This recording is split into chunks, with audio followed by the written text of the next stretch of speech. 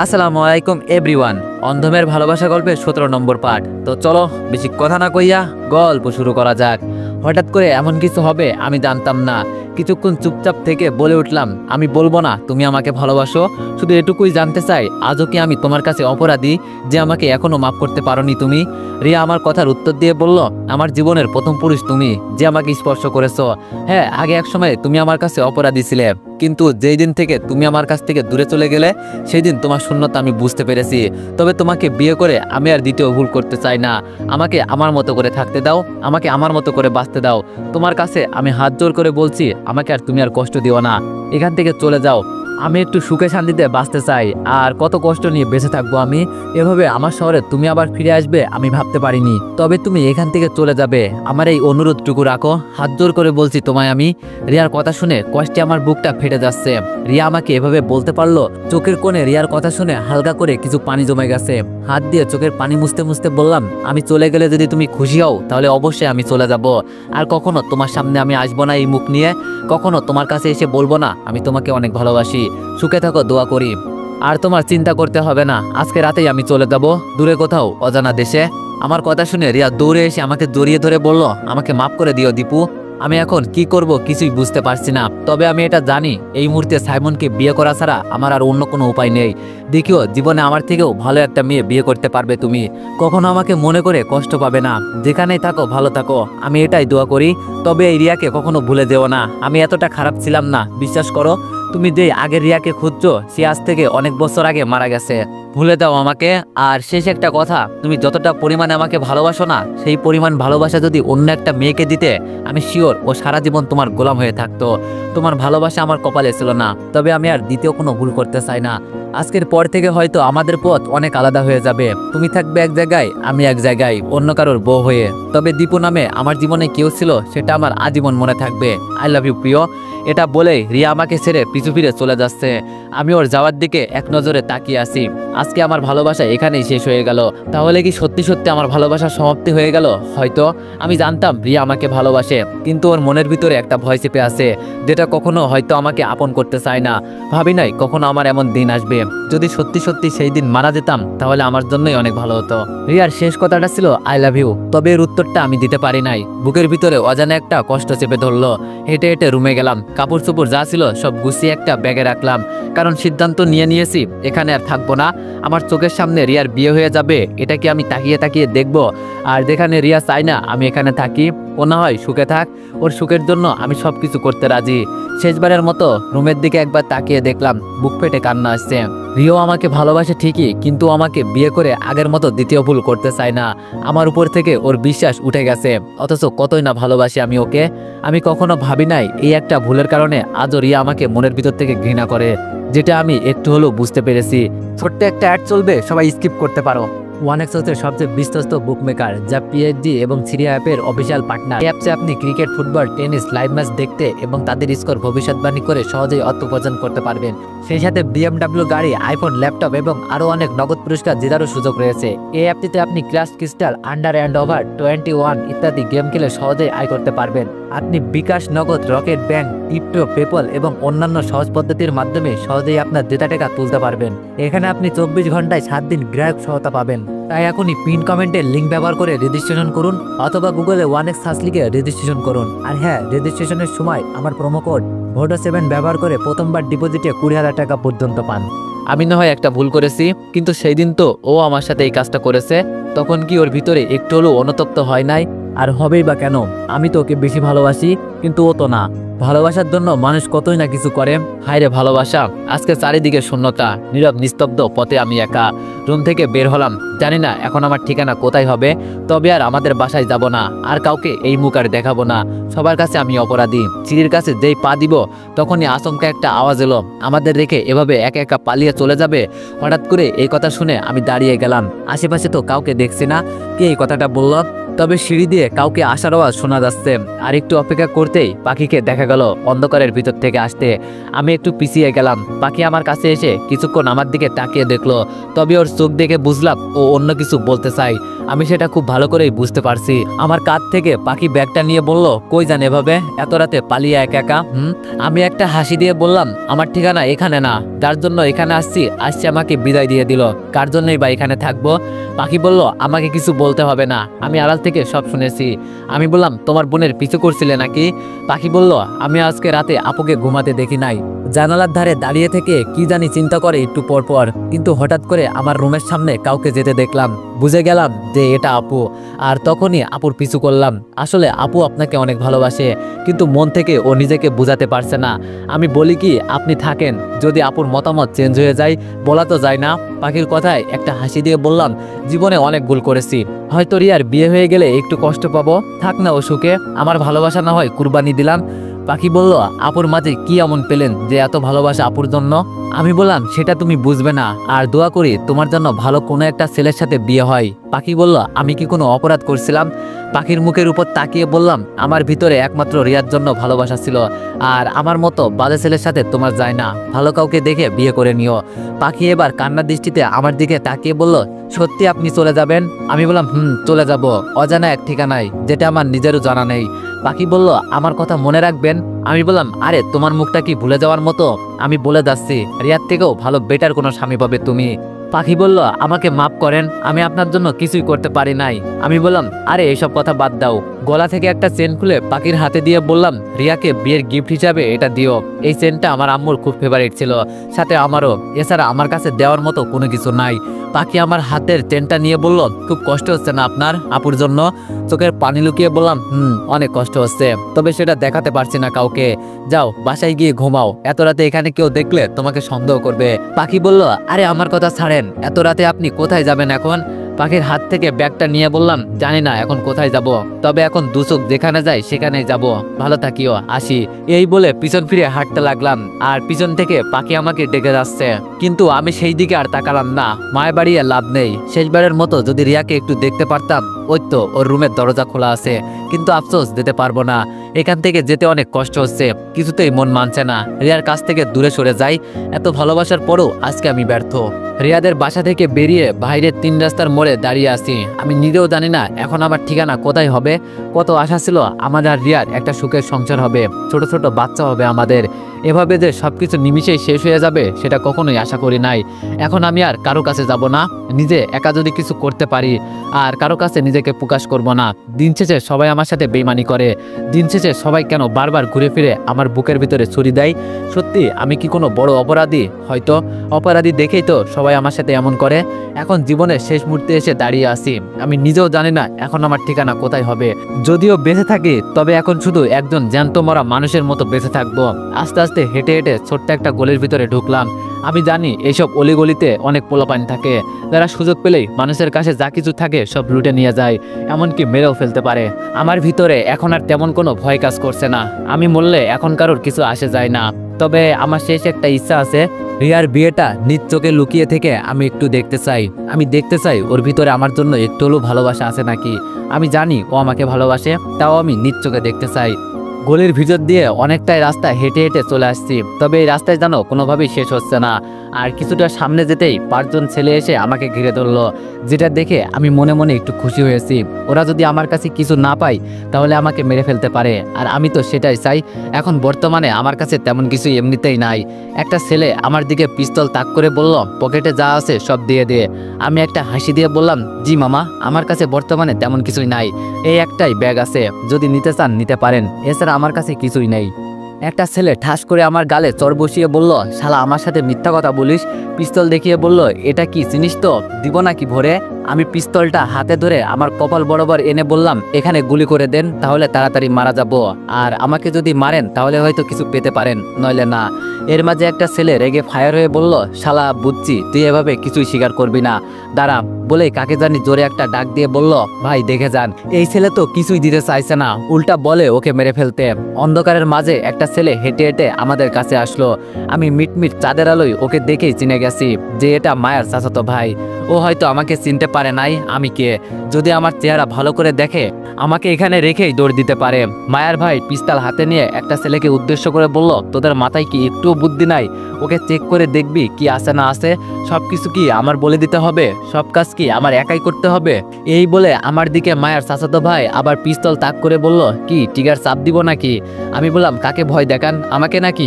আমি এসব কিছুই ভয় পাই না। বলছি না যদি মারার হয় এখানেই মেরে ফেলুন, আমিও তো এটাই চাই। মায়ের চাচাতো ভাই পিস্তল পকেটে রেখে বলল, তোরে কেমন জানি আমার চেনা চেনা লাগছে। এই বলে ফোনের লাইট অন করে আমার দিকে ধরলো আর জোরেই বলে উঠলো, এই তোদের মাথায় কি একটুও বুদ্ধি নাই? কাকে রেখে কাকে ধরলি? ওনার কাছ থেকে কেউ কিছু নিলি না তো? আবার একটা ছেলে বলে উঠলো, না ভাই, কিন্তু কেন? মায়ের চাচাতো ভাই রেগে বলল, এই কথার উত্তর শুনতে হবে না, এখন তোরা এখান থেকে যা। আমাকে দেখিয়ে বলল, একে সামনে দেখলেই সালাম দিবি, এখন তোরা সবাই যা। এটা বলতেই সবগুলো ছেলে চলে গেল। মায়ের ভাই দুই হাত জোর করে বলল, বস আমাকে মাফ করে দেন, আমি জানতাম না এটা আপনি হবেন। আমি মন খারাপ করে বললাম, তুমি কেন এখানে আসলে? আমি তো এখানে মরতে এসেছি।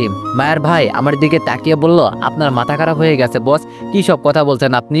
আমি বললাম, আমার মাথা খারাপ হয়ে গেছে, সেটা তুমি বুঝবে না। তো এখন বলো তুমি এখানে কি এইসব করে বেড়াও? মায়ের চাচাতো ভাই মাথা নিচু করে বলল, সরি বস, আমার এইসব অভ্যাসে পরিণত হয়ে গেছে, কি করব বলেন? আমি বললাম, পেটের দায়ে আর যাই করো না কেন, মানুষ খুন করো না। আর তুমি তো সব দিক দিয়ে পারফেক্ট আছো, তুমি কেন এইসব করবে? তোমাকে এটা মানায় না।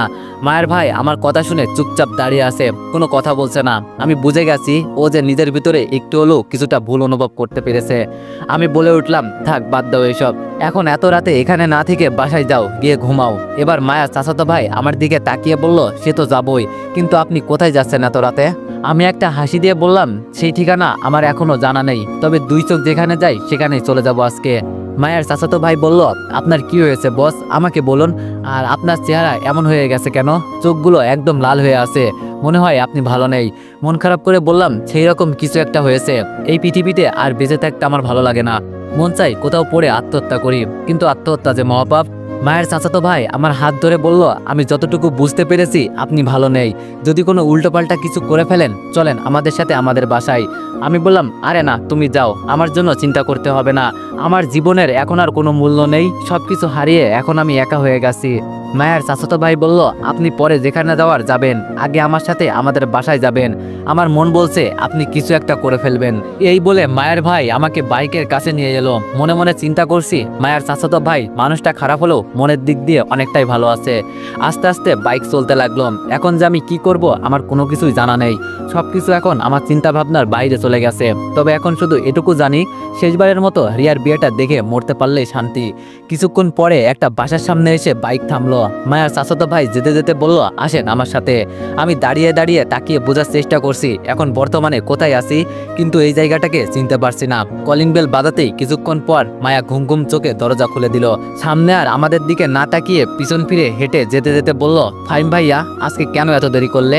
কতদিন তোমাকে বলছি এত রাত করে বাসায় আসবে না, মা বাবা আমাকে বকা দেয় যেন রুমের দরজা খুলে না দিই, কিন্তু তুমি তো শোনো না। ফাহিম তাড়াতাড়ি মায়াকে ডেকে বলে উঠলো, আরে কই যাস, দেখে তো যা আমাদের বাসায় কে এসেছে। মায়া চোখ কচলাতে কচলাতে আমার দিকে তাকাতে মায়ের ঘুম যেন এক নিমিষেই উড়ে গেল।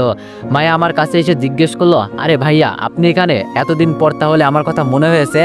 ব্যাগটা নিচে রেখে মায়ের দিকে তাকিয়ে বললাম, ভাগ্যে হয়তো লেখা ছিল আজকে এখানে আসবো, তাই তোমার সাথে দেখা হয়েছে। তো এখন বলো কেমন আছো তুমি? মায়া বলল, এই তো ভাইয়া আলহামদুলিল্লাহ ভালো আছি, তবে আপনাকে কেমন কেমন জানি লাগছে, চোখগুলো এভাবে ফুলে গেছে কেন? মায়া চাচাতো ভাই ফাহিম বলে উঠলো, জানিস মায়া, ভাইয়ার দিক কি হয়েছে আমি নিজেও জানি না, তবে কেন উনি এইভাবে মরতে চাই আর কি বা হয়েছে ওনার জিজ্ঞেস কর। আমি না থাকলে আজকে হয়তো দীপু ভাইয়া মারা যেত। মায়া আমার হাত ধরে বলল, ভাইয়া আপনার কি হয়েছে সত্যি করে বলুন, কেউ তো আবার আপনাকে কিছু বলে নাই? এর মাঝে মায়ার বাবা মা নিচে নামলো। মায়া আমাকে পরিচয় করিয়ে দিয়ে বলল, বাবা এ হলো সেই দিনের ভাইয়া যাকে আমি বাঁচিয়েছিলাম। মায়ার বাবা আমার দিকে তাকিয়ে বলল, কি বলে যে তোমাকে ধন্যবাদ দিব বলার বাইরে। সেই দিন তুমি যদি টাকা। আমি মায়ার বাবাকে থামিয়ে দিয়ে বললাম, আঙ্কেল এভাবে বলবেন না, মায়া আমার ছোট বোনের মতো, তাই কোনো ধন্যবাদ দিতে হবে না। মায়ার আম্মু আমার হাত ধরে বলল, তুমি এসেছো অনেক ভালো হয়েছে, যতদিন পারো আমাদের এখানে থেকে যাবে। মায়া তোর ভাইকে উপরের রুমটা দেখিয়ে দে। আমি মাথা নিচু করে বললাম, না আন্টি লাগবে না, আমি চলে যাব। আসলে এক জায়গায় যাওয়ার ছিল আমার। পরে ফাহিমের সাথে হঠাৎ দেখা। ফাহিম আমার হাত ধরে বলল, ভাইয়া মিথ্যা কথা একদম বলবেন না, আমি জানি আপনি কি করতে চলছেন, বলবো নাকি? মায়া চুপচাপ আমার ব্যাগটা হাতে তুলে নিল, আমার দিকে তাকিয়ে ইশারা করে বুঝিয়ে দিল আমার পিছনে আসেন, নইলে কিন্তু অবস্থা একদম খারাপ হয়ে যাবে। মায়ার পিছনে উপরে উঠতে উঠতে বললাম, মায়া আমি এখন সবার থেকে আলাদা হয়ে গেছি, আমাকে একা ছেড়ে দাও, তাহলে আমি খুশি হব। আমার জীবনে যা কিছু ছিল সব হারিয়ে ফেলেছি আমি, এখন আমার ঠিকানা যে কোথায় হবে সেটা আমি নিজেও জানি না। মায়া বললাম, এত কথা বলেন কেন? আর মরে গেলে কি সব কিছু সমাধান হয়ে যাবে? হ্যাঁ, বেঁচে থেকে আপনিও দেখিয়ে দিবেন আপনিও কারো থেকে কম না। আমি বললাম, মানুষের উপর থেকে বিশ্বাস কখন উঠে যায় জানো মায়া? যখন দেখে তার পাশে কেউ নেই, কাছের মানুষ যখন বেইমানি করে। মায়া আমাকে রুমে ঢুকিয়ে দিয়ে বলল, এখন অনেক রাত হয়ে গেছে, ঘুমিয়ে পড়েন, সকালে সব কথা শুনবো কেমন? আমি বললাম, মায়া একটা কথা শুনবে? মায়া আমার দিকে তাকিয়ে বলল, বলেন ভাইয়া। আমি বললাম, তোমার ফোনটা দিবে একটু, আমার ফোনটা নষ্ট হয়ে গেছে। মায়া বলল, ফোন নেবেন ঠিক আছে, কিন্তু টাকা কম, 5 টাকার বদলে 500 টাকা রিচার্জ করে দিতে হবে। আমি একটা হাসি দিয়ে বললাম, এখনো কিপটামি গেল না তোমার? মায়া মুখ বাঁকা করে বলল, কিপটামি আমি করছি? হ্যাঁ, আমি কি টাকা ইনকাম করতে পারি, তাই তো একটু কিপটামি করতে হয়, বুঝলেন? আমি বললাম, বুঝছি। আচ্ছা মায়া, তাহলে তুমি যাও, তোমাকে এত রাতে বিরক্ত করার জন্য আমি অনেক অনেক সরি। মায়া বলল, আরে সরি বলতে হবে না, আপনি এখানে এসেছেন কতটা যে খুশি হয়েছি বলার বাইরে। হঠাৎ আবার একটা কথা মনে হলো, তাই মায়াকে আবার প্রশ্ন করলাম, মায়া। মায়া আমার কথা শুনে দাঁড়িয়ে বলল, আবার কি হয়েছে বলেন? আমি বললাম, ফাহিম কি তোমার বাসায় থাকে নাকি? মায়া বলল, ফাহিম ভাইয়া এখানেই থাকে, ছোট থাকতে ভাইয়ার বাবা মারা যায়, আর এরপরে চাচি আরেকজনের সাথে পালিয়ে চলে যায়, কই যে আছে চাচি এখন আজ পর্যন্ত আমরা জানতে পারলাম না। আমি মায়ের কথা শুনে বললাম, মায়ের মতো আপন কেউ হয় না, আর সেই মা যদি সন্তান রেখে চলে যায় এর মতো কষ্ট আর নেই। তবে ফাহিম ভালো আছে মনের দিক থেকে, শুধু সঙ্গ দেশে এমন হয়েছে। মায়া বলল, আচ্ছা তাহলে আপনি থাকেন, সকালে কথা হবে। মায়া আমাকে বিদায় জানিয়ে চলে গেল। আসলে একটা জিনিস ভেবে আমি অবাক হচ্ছি, আগে যখন তানিয়া আমাকে মেরে রাস্তায় ফেলে রেখে গিয়েছিল তখন এই মায়াই আমাকে বাঁচিয়েছিল, আর আজকে ওর চাচাতো ভাই। সত্যি ওদের আমি কি বলে যে ধন্যবাদ দিব বলার বাইরে। বিছানার উপর শরীর হেলান দিয়ে শুয়ে আছি, শরীর থেকে এখনো ঘাম ঝরছে, নিজের উপর আমার এখন নিজেরই ঘৃণা হচ্ছে। একটা মেয়ের জন্য আমি এত কিছু করছি, তাও আমি ওর ভালোবাসা পেলাম না। মনকে অনেক মানাতে চেষ্টা করছি, কিন্তু কোনোভাবেই যেন পারি না। এখন আমার মন বলছে রিয়াকে আমি পাবো। এটা জানার পরও যে ওর বিয়ে অন্য কারোর সাথে হয়ে যাবে, তারপরও এমন কিছু আমি আশা করি। মায়ের ফোনটা হাতে নিলাম বন্যার বাবাকে কল দেব বলে, কিন্তু লন্ডনের নাম্বার আর এখানকার নাম্বার অনেকটাই আলাদা। আপুর নম্বরে শুধু একটাই মেসেজ করলাম, আমি কোথায় বা কই আছি আমাকে খোঁজার চেষ্টা করবি না, আমি এখন সবার চোখে অনেক বড় অপরাধী হয়ে গেছি। তবে আপু আমি দূরে যেতে চাই না, কিন্তু কি করব বল, রিয়া আমাকে বলেছে আমি যেন এখান থেকে চলে যাই। মনকে মানাতে পারি না আপু, যখন প্রিয় মানুষ এই কথা বলে। আপু আরেকটা কথা, বন্যার বাবা আর মাকে বলিস আমার জন্য ঝামেলা করতে হবে না, কয়েকদিন আমাদের বাসায় থেকে চলে যেতে বলবি, আর বলিস আমি কোনো একদিন লন্ডনে ওদের কাছে ফিরে যাব। আমার চিন্তা কখনো করবি না তোরা, আগে যেমন আমি তোদের কাছে মৃত ছিলাম এখনো মৃত আছি এটা মনে করিস। কাছের মানুষকে ভুলে যাওয়া যে কতটা কষ্টের সেটা আমি জানি। আবার যদি আমি নতুন করে জীবন ফিরে পাই না আপু, তখন আমি এই রিয়াকেই চাইবো। আমাকে ভুলে যাস না আপু, ভালো থাকিস দোয়া করি। মেসেজটা করে বিছানার একপাশে ফোনটা রাখলাম, চোখের পানি যেন কোনো মতেই বন্ধ হতে চায় না। আমি আর রিয়ার কথা চিন্তা করব না, একা একা এখন বাঁচা শিখতে হবে, কারণ সামনে আমার অনেক দূর পথ অতিক্রম করতে হবে। সকালে ফজরের আজানে আমার ঘুম ভেঙে গেল। রুম থেকে বেরিয়ে হেঁটে হেঁটে ছাদের এক কোনায় দাঁড়িয়ে আছি। এই শেষ রাতের বাতাসটাই যেন অন্যরকম, মন প্রাণ সবকিছু যেন এক নিমিষে শীতল হাওয়ার মতো ঠান্ডা হয়ে যায়। এখানে দাঁড়িয়ে দাঁড়িয়ে কি করা হচ্ছে? পিছনে তাকিয়ে দেখি মায়া। আমি সামনে তাকিয়ে বললাম, ঘুমাও নাই নাকি মায়া? মায়া বললাম, ঘুমিয়েছিলাম, কিন্তু কিছু একটার আওয়াজ শুনে ঘুম ভেঙে গেল, হয়তো তোমার পায়ের জুতার আওয়াজ শুনে। আমি বললাম, সকালের আবহাওয়াটা খুব সুন্দর না? মায়া একটা হাসি দিয়ে বললাম, আমার কাছে অনেক ভালো লাগে, মাঝে মাঝে আমি এখানে আসি তো শেষ রাতের হাওয়া খেতে। নিস্তব্ধ আকাশে সাথে মায়া দাঁড়িয়ে আছে, ঠান্ডা বাতাসে কনকনে শীতল হাওয়া, আশেপাশে পরিবেশ নীরব। শেষ রাতে এই সময়ে এই মুহূর্তে রিয়াকে আমার পাশে দরকার ছিল। যখনই এমন পরিবেশে থাকি তখনই রিয়ার কথা মনে পড়ে যায়। সিগারেটের প্যাকেট সাথে নিয়ে এসেছি, যখনই রিয়ার কথা আমার মনে পড়ে তখনই সিগারেট জ্বালিয়ে রিয়ার কথা মন থেকে দূর করার চেষ্টা করি। মায়ার সামনে সিগারেটের আগুন জ্বালাতেই মায়া আমার হাত থেকে সিগারেটের প্যাকেট নিয়ে বলল, তোমার মাথা খারাপ হয়ে গেছে? এই সকালে সুন্দর একটা পরিবেশে তুমি সিগারেট খাবে, তাও আবার আমার সামনে?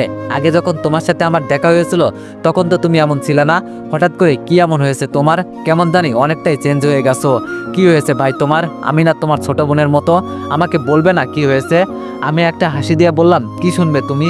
জানো মায়া, যার জন্য এত কিছু করলাম, যার জন্য এই দেশে আসলাম, সে আজ রাতে আমাকে বিদায় দিয়ে দিয়েছে। তার জীবনে আমাকে আর দরকার নেই। থাক না ও সুখে, আমি কেন ওর পথের কাঁটা হয়ে দাঁড়াবো? মায়া আনমনে আমার দিকে তাকিয়ে আছে, আমার একটা হাত ধরে বলল, কি হয়েছে আমাকে একটু বুঝিয়ে বলবে? আমি বললাম তাহলে শোনো। যতটুকু সম্ভব মায়াকে খুলে বললাম। সব শুনে মায়া বলল, এভাবে ফিরে আসাটা তোমার উচিত হয় নাই। হতে পারে ও রাগ করে এইসব বলছে, তাই বলে তুমি ফিরে আসবে? আমি বললাম, এছাড়া আমার কাছে তো কোনো পথ খোলা ছিল না, তবে শেষে একটা ইচ্ছা আছে, রিয়ার বিয়েটা শুধু কাছ থেকে দেখবো। মায়া বলল, যদি কেউ চিনে ফেলে তোমাকে? আমি বললাম, আরে না, চিনবে না, ছদ্মবেশে রূপ ধারণ করবো। মায়া বলল, নিজের গার্লফ্রেন্ডের বিয়ে কাছ থেকে দেখে সহ্য করতে পারবেন ভাইয়া? আমি বললাম, এখন আর কোনো কষ্টই আমার কাছে কষ্ট মনে হয় না, এখন নিজেকে তৈরি করে নিয়েছি। আমার কথা ছাড়ো তো, বলো মায়া, তোমার খবর কি? মায়া বলল, এই তো ভাইয়া, আগের মতোই চলছে কোনো রকম। আমি বললাম, আজকে সকালে ব্যাংকে যেতে হবে মায়া। মায়া আমার থেকে কিছুটা দূরে গিয়ে বলল, আপনার সাথে আমি ব্যাংকে যাব না, পরে আমাকে টাকা ধরিয়ে দিবেন। সেদিন বাবাকে কত কথা বলে যে বুঝিয়েছি বলার বাইরে। আমার তো খুব ভয় লাগছিল জানেন। আমি বললাম, আরে এত ভয় পাও কেন? আর আমার নিজের কিছু দরকার আছে, তাই যাব। মায়া বলল, আচ্ছা ঠিক আছে, যাবনি। এখন রুমে গিয়ে ফ্রেশ হয়ে নেন, সকাল প্রায় হয়েই গেছে। আমি বললাম, মায়া, আমি আবার তোমাদের বাসায় এসে তোমাদের সবাইকে বিরক্ত করলাম না তো? মায়া আমাকে ধমকের সুরে বলল, আমাদের তো আরো বেশি ভালো হয়েছে, বাবা মা আপনাকে দেখে অনেক খুশি হয়েছে, তবে এখন আপনার উপর আমার নজর সবসময় থাকবে। আমি মায়ের কথায় চমকে বললাম, ও মা, তা কেন? মায়া বলল, মানুষ বলে ভালোবাসা নাকি ওই যে কি যেন বলে, ব্রেকআপ হলে নিজের আবেগকে কন্ট্রোল করতে পারে না, কখন যে কি করে বসে সে নিজেও জানে না, তাই যদি আপনি কিছু করে বসেন তখন। আমি একটা হাসি দিয়ে বললাম, আরে না, এমন কিছুই হবে না, চিন্তা করতে হবে না তোমার। তবে আমার ভাগ্য খুব ভালো জানো মায়া, হাজারবার আমি মরার পর থেকে বেঁচে ফিরে আসি। এর মাঝে ফাহিম এসে বলল, কি কথা হচ্ছে এত সকাল সকাল তোমাদের? আমি ফাহিমের দিকে তাকিয়ে বললাম, আরে ফাহিম, তুমি এখানে এত সকাল সকাল? ফাহিম আমার কাছে এসে বলল, আমি মায়ার পিছনে পিছনে এখানে এসেছিলাম, আর এসেই আপনার কাহিনী শোনা হয়ে গেছে। মায়া একবার ফাহিমের দিকে চোখ রাঙিয়ে চলে গেল।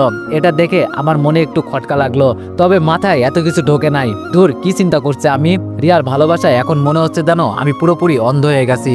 ফাহিম ব্রাশ করতে করতে আমার দিকে তাকিয়ে বলল, আমার সাথে যদি এমন হতো না, মেয়ে রাজি থাক আর না থাক, আমি সরাসরি গিয়ে তুলে নিয়ে আসতাম। আড়াল চোখে ফাহিমের দিকে তাকিয়ে বললাম, ভালোবাসা কখনোই জোর করতে নেই। একটা কথা মনে রেখো, যাকে বিয়ে করবে সে তোমার অর্ধাঙ্গিনী হবে। সে যদি তোমার বিরুদ্ধে থাকে তখন তুমি কারো কাছে গিয়ে শান্তি পাবে না। এজন্য দুটি মনের মিলন ছাড়া সংসার আর ভালোবাসা যাই বলো কিছুই হয় না। আমি রিয়ার পর থেকে এজন্য চলে আসছি, কারণ ওকে আমি কখনোই জোর করতে চাই না। ওর নিজের ইচ্ছা হয়েছে আমাকে ছেড়ে অন্য কাউকে বিয়ে করবে, করুক না, তবে নিজেকে বুঝাতে পারি না, এইটুকু কষ্টে মনের মাঝে। ফাহিম বলল, আপনি যদি বলেন তো? আমি বললাম, ফাহিম, বলছি না আমি কাউকে জোর করতে চাই না। ফাহিম বলল, আচ্ছা চলেন ভাইয়া, নিচে যাই, পরে কথা হবে। ফাহিমের সাথে হেঁটে হেঁটে রুমে গেলাম, নাস্তা করে আবার রুমে আসলাম। তো এভরিওয়ান, নেক্সট পার্টের জন্য অপেক্ষা করো। ধন্যবাদ।